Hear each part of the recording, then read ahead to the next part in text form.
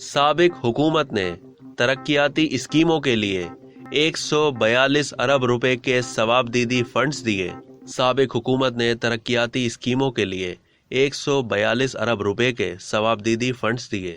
ذرائع کا کہنا ہے کہ ان میں سے 88 ارب روپے کا استعمال ہو چکا ہے، جبکہ رواں مالی سال کے آخر تک یہ فنڈز مکمل طور پر استعمال ہو سکتے ہیں۔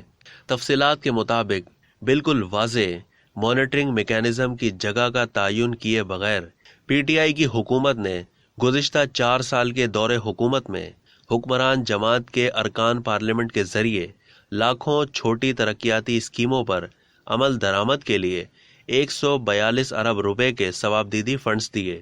سابق وزیر اعظم عمران خان کی جانب سے ماضی میں کنٹینر پر کھڑے ہو کر ایسے ثوابدیدی پروگراموں پر فنڈز کے استعمال پر تنقید کے باوجود ان کی حکومت نے گزشتہ 4 سالوں میں sustainable development goals social action programme کے تحت حکمران جماعت کے ارکان پارلیمنٹ کو انتہائی قابل اعتراض فنڈز فراہم کرنا جاری رکھا۔ اس طرح کے ثوابدیدی فنڈز کو سیاسی حمایت حاصل کرنے کا ایک ذریعہ سمجھا جاتا ہے۔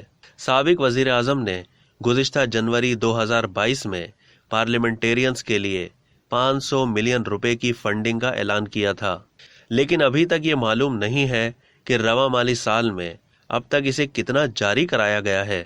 اب تک کے لیے اتنا ہی۔ مزید معلومات کے لیے ڈیلی جنگ کے یوٹیوب چینل کو سبسکرائب کرنا نہ بھولیے اور فیس بک کے پیج کو بھی لائک کرنا نہ بھولیے۔